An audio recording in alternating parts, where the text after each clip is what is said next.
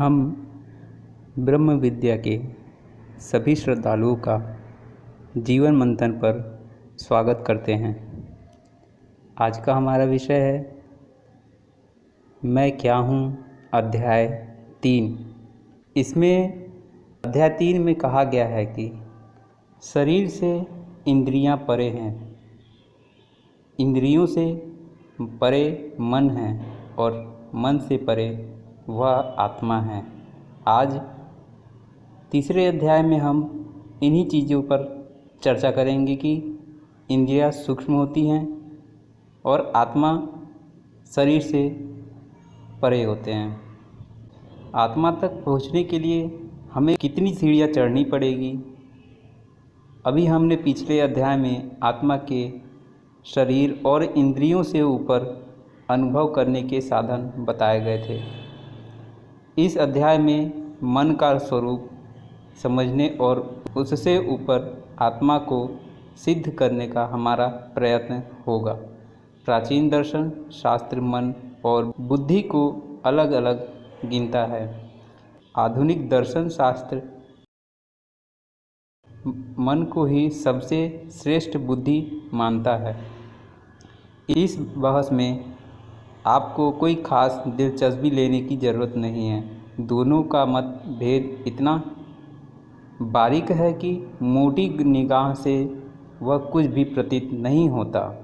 दोनों ही मन तथा बुद्धि को मानते हैं। दोनों स्थूल मन से बुद्धि को सूक्ष्म मानते हैं। हम पाठकों की सुविधा के लिए बुद्धि को मन की ही उन्नत कोटि में गिन लेंगे और आगे का अभ्यास आरंभ करेंगे।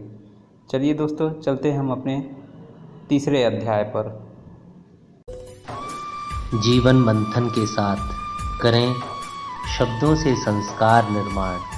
सब्सक्राइब कीजिए जीवन मंथन। अब तक तुमने यह पहचाना कि हमारे भौतिक आवरण क्या है। अब इस पाठ में यह बताने का प्रयत्न किया जाएगा कि असली अहम यानी मैं से कितना परे है। यह सूक्ष्म परीक्षण है। भौतिक आवरणों का अनुभव जितनी आसानी से हो जाता है, उतना सूक्ष्म शरीर में से अपने वास्तविक अहम को पृथक कर सकना आसान नहीं है। इसके लिए कुछ अधिक योग्यता और ऊंची चेतना होनी चाहिए। भौतिक पदार्थों से पृथक कर अनुभव हो जाने पर भी अहम के साथ लिपटा हुआ सूक्ष्म शरीर गड़बड़ में डाल देता है। कई लोग मन को ही आत्मा समझने लगते हैं। आगे हम मन के रूप की व्याख्या न करेंगे और ऐसे उपाय बताएंगे जिससे स्थूल शरीर और भेदों में टुकड़े टुकड़े कर सको और उसमें तलाश कर सको कि इसमें अहम कौन सा है और भिन्न वस्तुएं कौन सी हैं।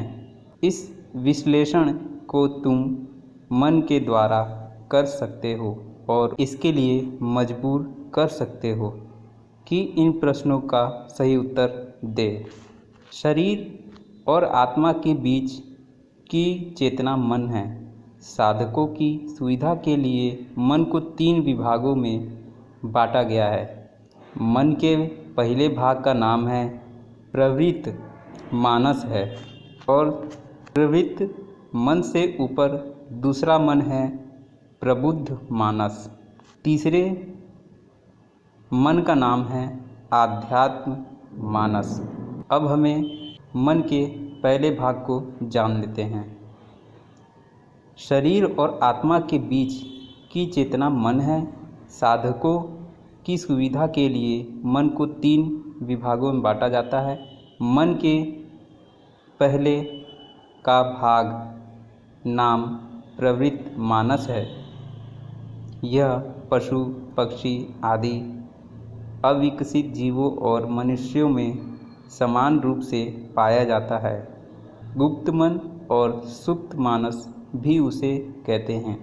शरीर के स्वाभाविक जीवन को बनाने रखना इसी के हाथ में है। हमारी जानकारी के बिना भी शरीर का व्यापार अपने आप चलता रहता है। भोजन की पाचन क्रिया, रक्त का घूमना, क्रमशः रस, रक्त, मांस, भेदा, अस्थि, वीर्य का बनना, मल त्याग, श्वास प्रश्वास, श्वास पलकें खुलना बंद होना आदि कार्य अपने आप होते रहते हैं।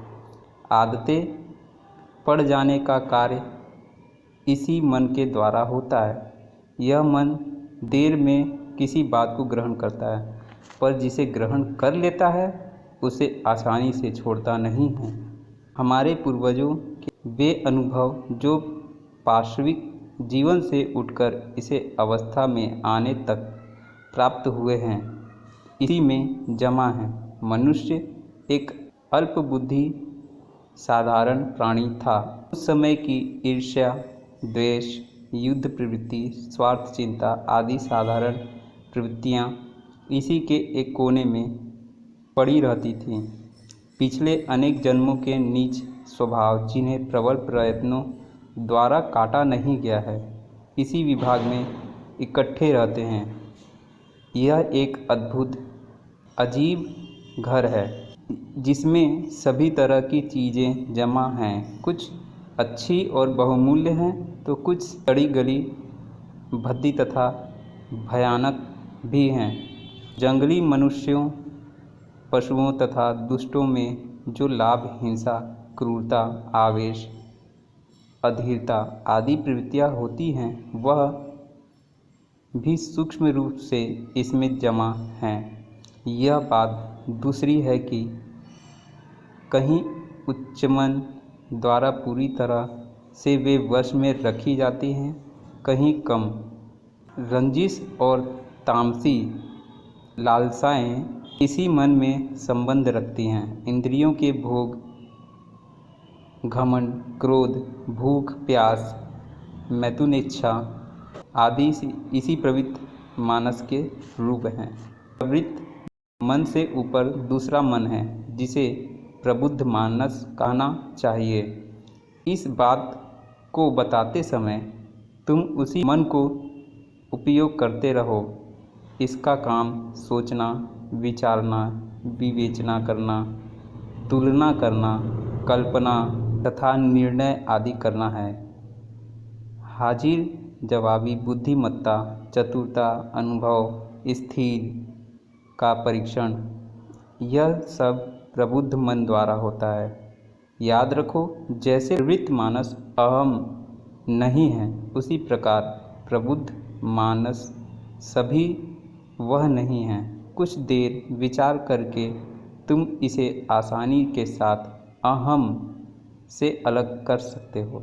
इस छोटी सी बात में बुद्धि के गुण धर्मों का विवेचन नहीं हो सकता। जिन्हें इस विषय का अधिक ज्ञान प्राप्त करना हो, वे मनोवैज्ञानिक के ग्रंथों का मनन करें। इस समय इतना काफ़ी है कि तुम अनुभव कर लो कि प्रबुद्ध मन भी एक है, न कि अहम। तीसरे सर्वोच्च मन का नाम आध्यात्म मानस है। इसका विकास अधिकांश लोगों में नहीं हुआ होता। मेरा विचार है कि तुम में यह कुछ कुछ विकसित होने लगा है, क्योंकि इस बात को मन लगाकर पढ़ रहे हो और इसमें वर्जित विषय की ओर आकर्षित हो रहे हो। मन के इस विभाग को हम लोग उच्चतम विभाग मानते हैं और आध्यात्मिक, आत्म प्रेरणा, ईश्वर चेतना, प्रतिभा आदि जानते हैं। उच्च भावनाएं मन को इसी भाग में उत्पन्न होकर चेतना में गति करती हैं।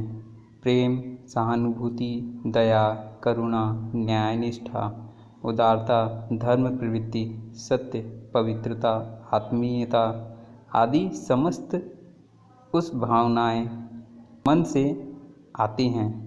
ईश्वर भक्ति इसी मन में उदय होती है। गुण तत्वों का रहस्य इसी के द्वारा जाना जाता है। इस बारे में बताने का प्रयत्न कर रहे हैं वह इसी आध्यात्म मानस के चेतना क्षेत्र से प्राप्त हो सकेगी। परंतु भूलिए मत, मन का यह सर्वोच्च भाग भी केवल उपकरण ही है, अहम यह भी नहीं है।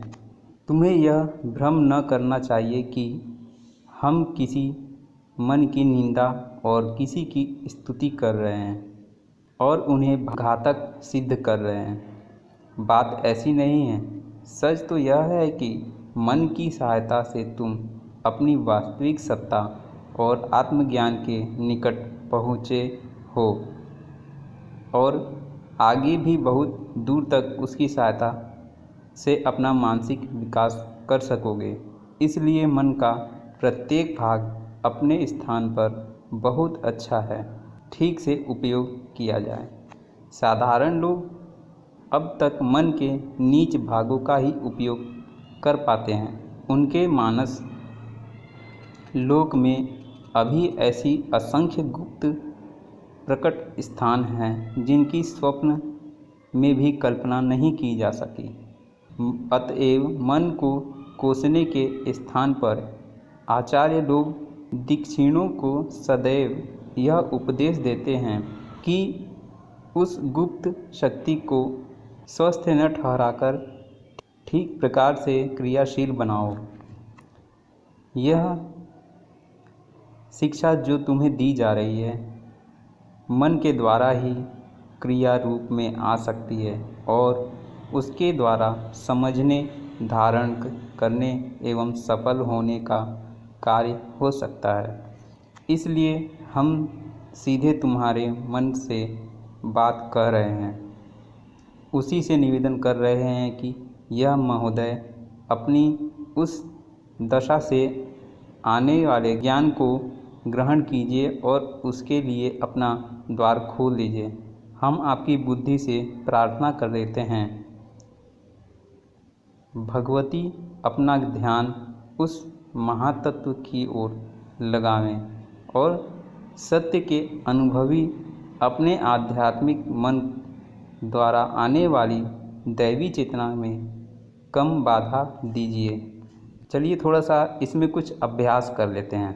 सुख और शांतिपूर्वक स्थिर होकर आदर के साथ उस ज्ञान को प्राप्त करने के लिए बैठो जो उस मन की उस कक्षा द्वारा तुम्हें प्राप्त होने को है। पिछले पाठ में हमने समझा था कि मैं शरीर से परे कोई मानसिक चीज़ है जिसमें विचार, भावना और प्रवृत्तियाँ भरी हुई हैं। भ्रम इससे आगे बढ़ना होगा और अनुभव करना होगा कि विचारणीय वस्तुएं आत्मा से भिन्न हैं। लोग समझते हैं कि मन ने हमें ऐसी स्थिति में डाल दिया है, हमें बुरी तरह कांटों में घसीटे फिरती है और तरह तरह के त्रास देकर दुखी बनाती है। साधक इन दुखों से छुटकारा पा जावे क्योंकि वह उन सब उद्गमों से परिचित है और वहाँ काबू पाने की योग्यता संपादन कर चुके हैं। किसी बड़े मील में सैकड़ों घोड़ों की ताकत से चलने वाला इंजन और उसके द्वारा संचालित लेने वालों सैकड़ों मशीनों तथा उनके असंख्य कुल पुर्जे किसी अनाड़ी को डरा देंगे। वह उस घर में घुसते ही हड़बड़ा जाएगा।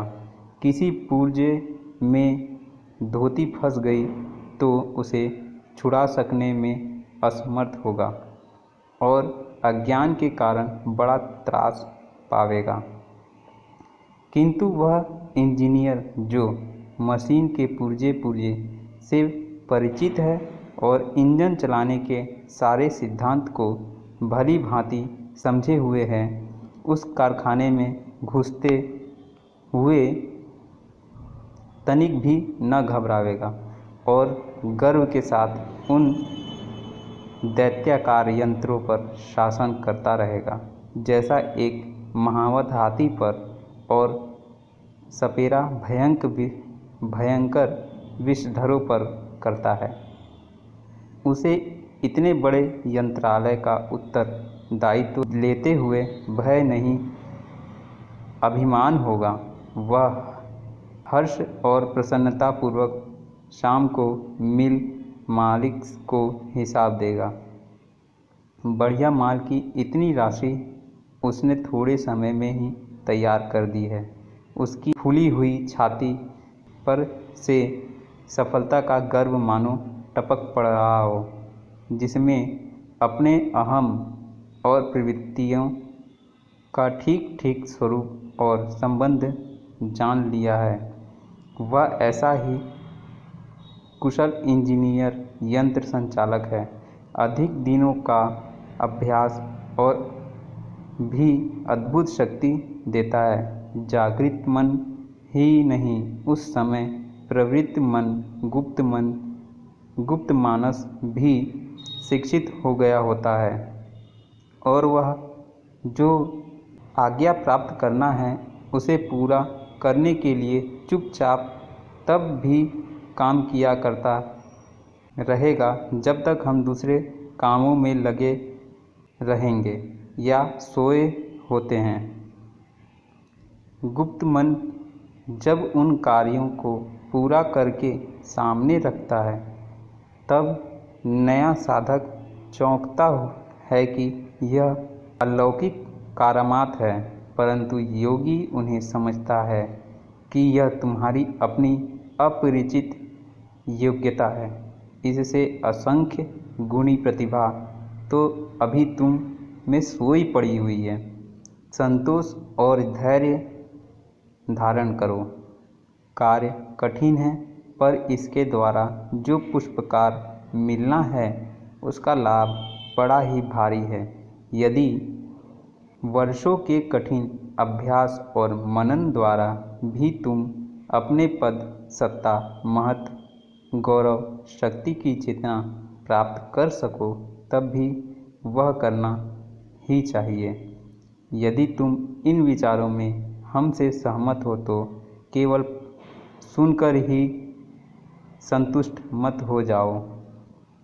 अध्ययन करो, मनन करो, आशा करो, साहस करो और सावधानी तथा गंभीरता के साथ इन साधन पथ की ओर चल पड़ो।